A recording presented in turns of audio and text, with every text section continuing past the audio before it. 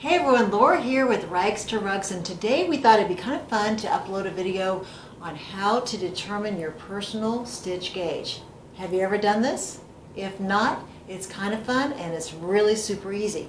So for this demonstration, if you could round up a rug, it could be a rug, definitely a rug that you made, but it could be an old rug, it could be a new rug, it could be a partially finished rug, a completed rug, it could be toothbrush, or it could be crocheted. It could be round or oval or rectangular, it doesn't matter. Just round up a rug and round up a tape measure. And it's super easy to determine your stitch gauge by, all you have to do is measure the width of that rug, okay? We're not interested in this demonstration with the length of the rug, just the width.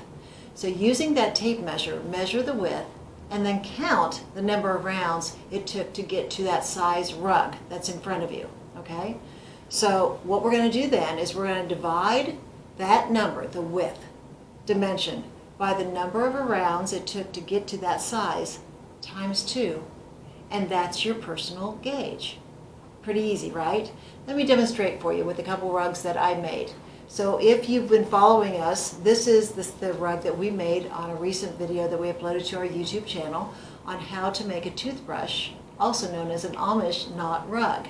If you remember, this rug, the completed rug, was 18 by 24. We don't care about that length dimension, the 24 inch. All we're going to focus on is the 18 inch width dimension, the final width of this rug. If you recall too, in that video, it took us 12 rounds to complete this rug. We're going to multiply the 12 rounds times 2. 18 was our width, divided by 24. My personal stitch gauge for this toothbrush rug was 0.75, or 3/4 of an inch. So let me set this one aside and we'll do another demonstration for you. You might also remember this pretty girl, because this was the actual demonstration rug for a recent video we also uploaded to this channel, and that is how to make a crocheted oval rug.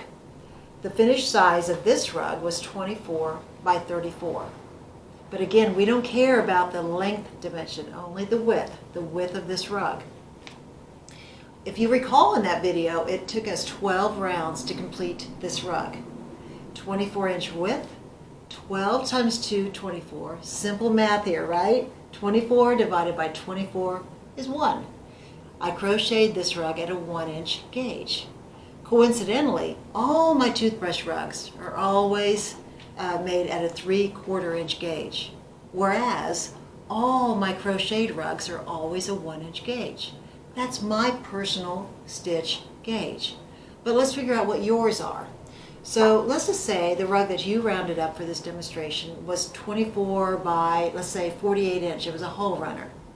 It took you 16 rounds to finish that rug. We don't care about the length, but we do care about the width of that rug. 24 divided by 16 times 2 is 32, is 0.75. You crocheted that hole runner at 3/4 inch gauge, or perhaps it was a toothbrush rug. Again, the same gauge. Let's say for that same demonstration, you just rounded up a 30 inch round crocheted rug. Doesn't matter if it's round or oval or rectangular. 30 inch round, it took you 12 rounds to complete that 30 inch round rug. 12 times 2 is 24. 30 divided by 24 is 1.25. Your personal stitch gauge on that round, pretty rug was 1.25 inch gauge. What does this mean to you? Why is personal stitch gauge so important? Well, if you are crocheting, let's just say, a sweater for your granddaughter, obviously you're going to want that sweater to fit, and so you want to follow along the pattern in that personal gauge. But with our rugs, it's not that important. If you are following along on our pattern, many of you use our cheat sheet and our pattern to make your round and your oval rugs. This was based on a 1 inch gauge. But you crochet, let's say, at a 1.25 inch gauge. All that means is that you may not need to do as many rounds to get to that desired size. Let's just say your personal crochet gauge is 3/4 inch. You may need to add a couple extra rounds to get to that desired size.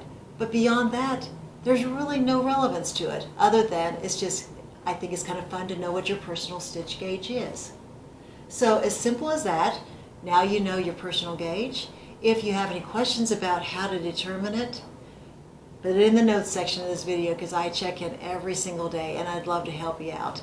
In the meantime, as always, make it a great day.